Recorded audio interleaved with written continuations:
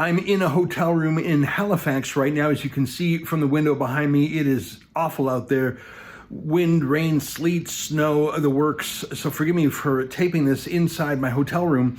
My story was meant to start tonight when I go to hear Omar Khadr speak at Dalhousie University. Now, the timing of it was such that I was going to record my interaction today and play it on the show tomorrow. It's just time zones, and I don't know what I would get, and we'd need time to edit it. But I flew in early to Halifax to make sure I wasn't late for the event and to get checked in and all ready. And I want to tell you, when I went onto the plane, I passed through business class to where I was sitting in the economy seats. And not that it mattered, but I noticed someone turn away and hide their face and look at something else. Now, I didn't feel like they were hiding from me. I just saw someone turn away, and he was sitting next to a woman in a hijab, but that's not particularly remarkable. So I thought nothing of it.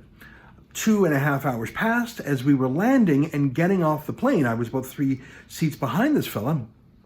I saw as he stood up and turned his face slightly, the man who had hidden himself from me on that flight was Omar Khadr. And it wasn't just a coincidence that someone turned away as I walked on the plane. He obviously knew who I was and was hiding his face deliberately.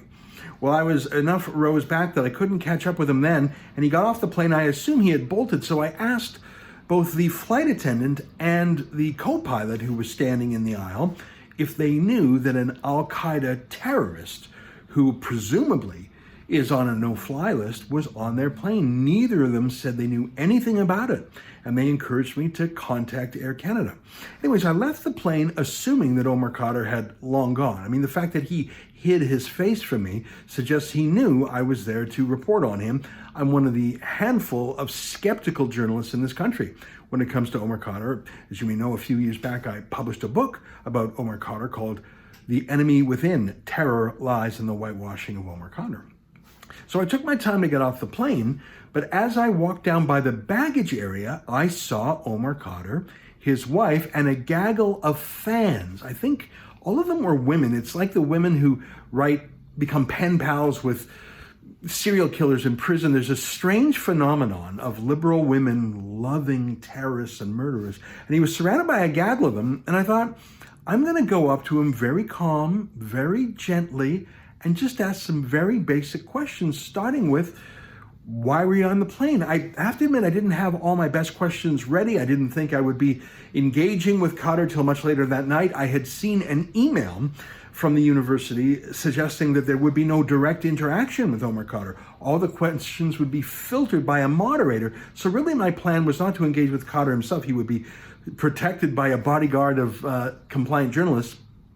So I put the questions to him that I could. For example, I asked him why he was on an airplane. I asked why he was hiding his money from Tabitha Speer, the widow of Christopher Speer, the U.S. Army medic murdered by Omar Khadr. I asked why he did not renounce his father's jihad. I tried to put my questions. Let me show you how that went. Can I have a word? Can I talk to you for a minute? Can we take a selfie together? If you want. Yeah? Can I ask you a couple questions? How did you get on the plane? I thought you were on the no-fly list. So this is exactly what we figured would happen. Why don't we go ahead and walk away from toxic things that are hurtful? Why don't you? But how? But aren't you on the no-fly list? Is there security? For me or for him? Yeah, for filming a person when that's really not an okay thing to do. So please. Trying to move. Yeah. Can I ask you, why you won't let the widow have access to some of the money you got? Excuse me, officer, he's harassing us. I'm not harassing anybody. That's a convicted Al-Qaida terrorist right there who just flew on an airplane. Okay, sir. Well, he's entitled to. He's entitled to do what? He's entitled to leave the airport. Yeah. That's good, thanks. Excuse me, sir. Why it's assault. Get your hands off me. Yeah. Why have you never renounced your father's terrorism? I don't understand. Why have you never renounced your father's terrorism? Okay, just walk. We need to go. Because we're not under Sharia law. Let's just walk to the car. Come on. Where have you stashed the rest of the money? Why don't you feel an obligation to pay money to the widow whose husband you murdered, and the 2 children. This is an airport. There's a public place. Exactly, that's why I'm filming. And we're just trying to move.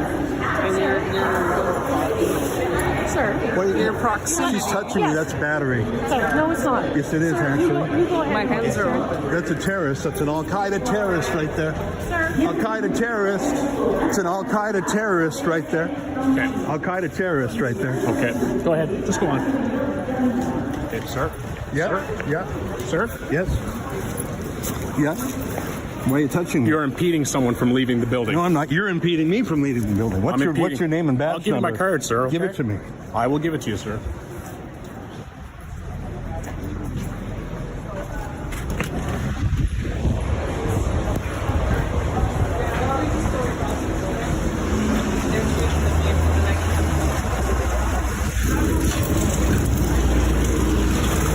You're very close to being arrested. You understand me? And you're very close to getting a civil lawsuit for assault and battery. Jaywalk, sir. Crosswalk's back there, okay? Am I clear? Don't jaywalk.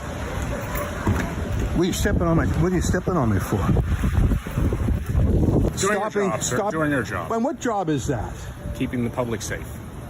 Whose safety was in breach there? Everyone's safety, sir. You're a goddamn liar, and you know it. You're a disgrace to that badge, and you're a disgrace. I'm proud of what I do, sir. You're proud of defending a terrorist? I'm proud of keeping people safe, sir. Safe from whom? I was furious. I mean, my heart was pumping to begin with, coming face to face with the murderer. I don't know if I've actually met a murderer before. I can't say I was scared of him per se. I don't think he would have done anything there, but my heart was pumping. I was trying to think on my feet. But for the police to come in and intervene and say that I was the threat, that the police would arrest me while letting a terrorist on a flight, I was shocked and furious. What do you think about that? Well, I am upset about the fact that Omar Khadr has been normalized, and with it, Al-Qaida, and with it, Muslim extremism, and with it, a kind of supine journalism. I should tell you that in the past, Omar Khadr has had fake media events all the time, actually. And here's a moment where he was first released from prison, and his lawyer said to the assembled journalists, if you ask any questions we don't like, we will cancel the press conference. And instead of defying this lawyer or pushing back, they meekly submitted. It was quite incredible, but it shows you that Canada's journalists are not journalists when it comes to Omar Khadr. They're his press agents. Take a look at this. Let me tell you, I've had a long day, and I don't mind going back into that house. So let's just be respectful here, okay? Do you hear me? Thank you. Mike, Sheila. Omar's going to say a few words. You can also ask him certain questions. If the questions become too intrusive, then I'll shut it down and we'll go back in the house. You know, a few years later, Cian Bexty accosted one of Khadr's lawyers with Khadr in front of a courthouse in Edmonton and referred to Khadr as a terrorist. And I think it was literally the first time any journalist had ever described Omar Khadr as a terrorist. Look at the reaction on the face of Omar Khadr's lawyer to that. Take a look. Even if he gets a passport, which airline in Canada will take him to Saudi Arabia? You'd have to ask some Canadian airlines. I doubt that they'd want to take a terrorist across the sea to Saudi Arabia. Oh, I see. Okay. Well, this is all by way of preamble. I am here in Halifax to see the Omar Khadr event tonight. It was originally slated to be hosted by a Muslim CBC journalist, Nala Ayed. But of course, the CBC has been the greatest champion of Omar Khadr in Canada. Need I remind you that just a few months ago, Omar Khadr was welcomed on CBC's French language TV station on a program called Tout le monde en parle. And he was welcomed literally with music, disco balls, and glasses of champagne to an ovation. Take a look at this. Omar Khadr.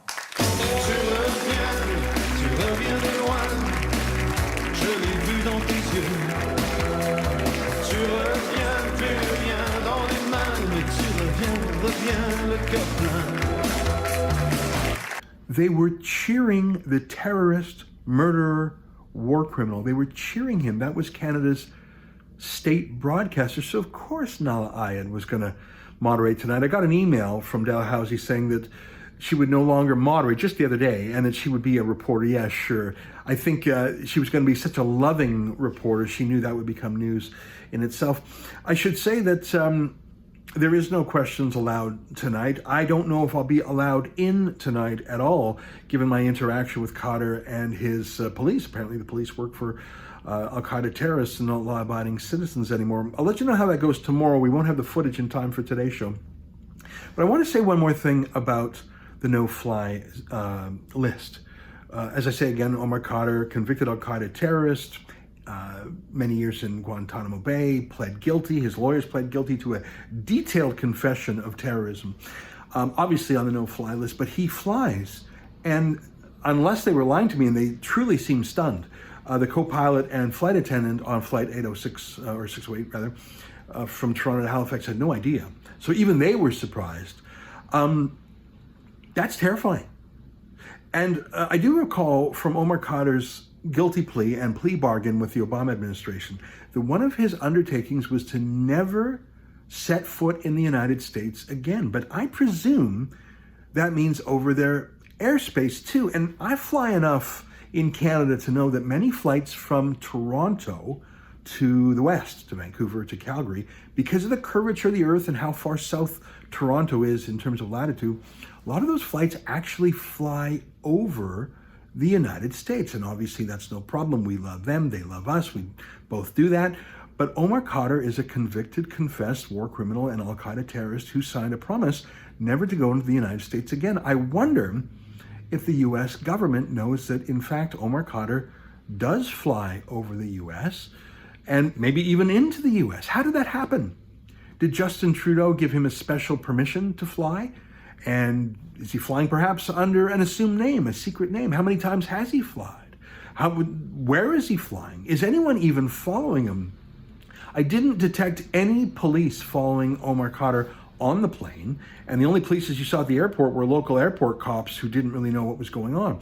Compare that to the United Kingdom, where you have full-time police details following along behind released terrorists. It's a pointless gesture because they just commit terrorism before they can be stopped. Just the other week in London that happened. Someone who had committed terrorism, was convicted of terrorism, served a short sentence for terrorism, was back out on the street, committed terrorism again. Now he was quickly taken out by the team of police that followed him everywhere. Omar Khadr has no such team of police. He clearly knows about me since he hid his face, and he clearly knows that he's winning. He's the one flying first class with his $10.5 million. He's the one that the media loves, that the police protect. And as so often happens with our tell the other side kind of journalism, it's us that the police are investigating. That's an excerpt from the Ezra Levant Show, which is a show I do every day. I do a monologue, interview an interesting guest, and then I read my hate mail. But you've got to subscribe to it, which you can do at premium.rebelnews.com.